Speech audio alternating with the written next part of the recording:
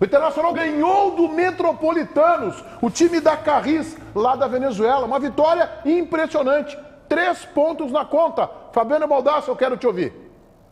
Olha, eu vou dizer uma coisa para vocês. É evidente que eu comemoro a vitória, mas comemoro com algum constrangimento. Comemoro, sim. E veja bem, eu não vou aqui usar qualquer tipo de mérito do adversário ontem para justificar as dificuldades do Internacional. Não dou mérito nenhum. Mérito nenhum. O adversário é semi-amador, o Internacional tinha que ter passado o carro, tinha que ter goleado, tinha que ter resolvido o jogo com 15 minutos. E o Inter encontrou imensas dificuldades.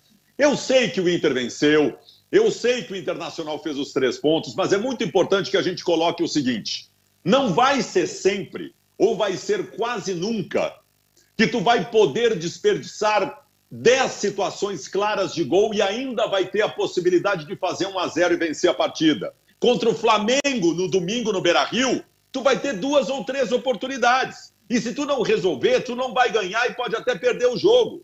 O Mano Menezes ontem, de novo, organizou um ornitorrinco tático, uma paçoca tática no segundo tempo, mudando o esquema, desconfigurando o time, inventando o Tauan Lara de ala. Ah, funcionou porque o gol veio do lado esquerdo. Funcionou porque era o Metropolitanos. Se o Mano Menezes continuar com essas invenções num jogo, por exemplo, e usa o mesmo exemplo, contra o Flamengo no final de semana, o preço pode ser bem caro. E por fim, e depois a gente vai desenvolver, não há mais nenhuma justificativa, e o Mano errou ao começar o jogo com ele, do Luiz Adriano ser titular do Internacional. O alemão, com toda a sua limitação, com toda a sua tosquice, com toda a sua grossura, o alemão dá solução melhor e ontem provou mais uma vez. O Mano ontem foi mal, o Inter ontem também foi mal. Graças a Deus eu consegui sair com 3 pontos.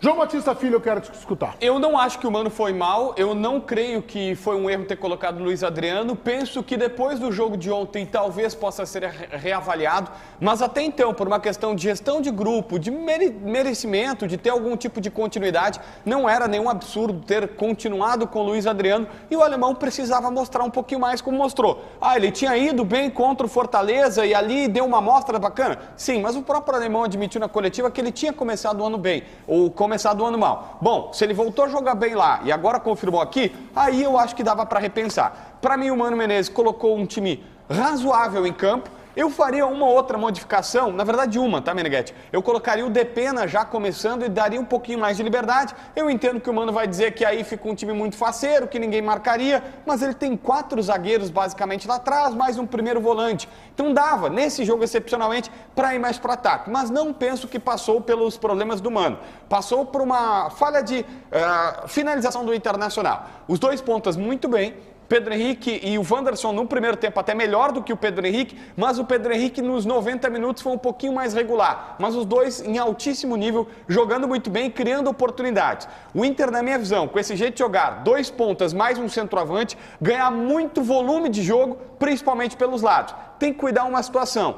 O Alan Patrick, por vezes, fica isolado. Se colocasse um Depena ou até um Maurício ao lado dele, o time fica mais faceiro? Fica, mas tu teria jogadas pelo miolo. E aí, ou tu faz isso, ou joga o Alan Patrick para segundo atacante, senão ele fica isolado. Mas, no geral, eu gostei do Inter. Faltou o gol? Faltou. Mas eu não vi um dia trágico, não. Eu acho legal, JB, porque tu ficou no jogo. E depois eu sei que o Ribeiro quer falar sobre assuntos paralelos. Estou te pautando aí já, dando uma dica, tá? Pra gente falar do jogo. Depois nós vamos nos pormenores, que não são tão menores assim. Também. Tá? Não, é mas que eu quero...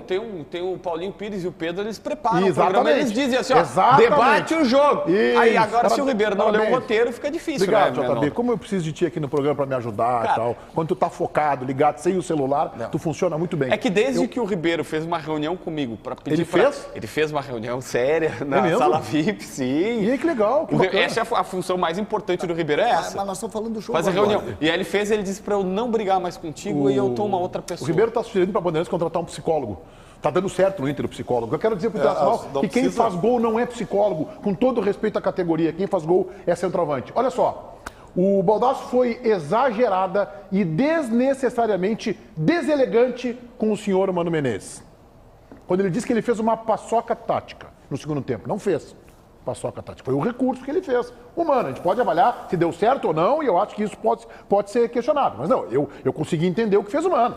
Ele fez de novo esse movimento de abrir o Vitão mais pela direita, recuar um pouquinho o PH para fazer uma função, entre aspas, de ala, o Tauan Lara pela esquerda, o René de quarto zagueiro. Eu não vi o Internacional desajustado. Eu acho que não é esse o problema do Inter. Não é de desarranjo, desajuste tático. O problema do Internacional, na minha opinião, é de qualidade. O Internacional tem 2 volantes que assistem o jogo. Eu queria perguntar para o Lucas Dias, só vou dar uma manchete aqui. Lucas Dias, quanto é que era o ingresso ontem de Internacional e Metropolitanos? Tudo bem, Lucas? Boa tarde.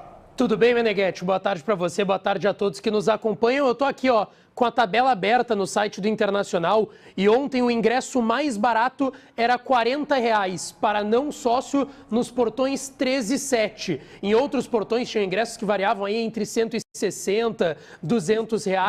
Tem as modalidades de sócios também, aquele sócio que paga a sua cadeira, que é claro um preço que não é barato e faz somente o check-in para o jogo. E o mais caro? Quanto é que é o mais caro? O mais caro aqui, R$ 200. Tá. Mas eu não acredito que o ingresso que o Luiz Adriano pagou para ver naquele lugar do jogo custe só R$ 200. Porque, puxa vida, ele paga esse preço de ingresso e vê o jogo dentro da área. É um negócio espetacular. Então, assim, o Internacional está olhando demais o seu adversário em campo. Eu sei que é o Mano Menezes que vai ter que corrigir isso.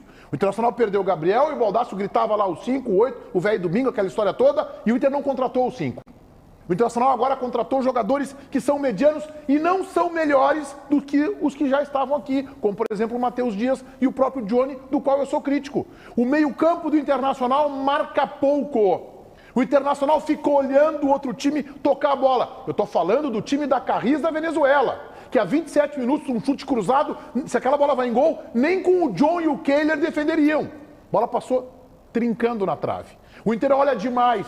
E o Internacional tem um centroavante hoje que é inoperante, que foi um cracaço de bola. Está mal, pode ser que seja momentânea essa fase do Luiz Adriano, física e técnica. Mas ele assiste o jogo, não pagando os R$200, deve pagar muito mais, de dentro de um local privilegiado. Ah, o Inter teve volume de jogo, o Inter criou com os 2 pontas, e acho que é hora, e aí eu vou estar alinhado com o César, imagino, do Mano. Sabe aquele negocinho do jogo de volte 2 casas? Volte 2 casas, preenche também o campo, reforça e simplifica.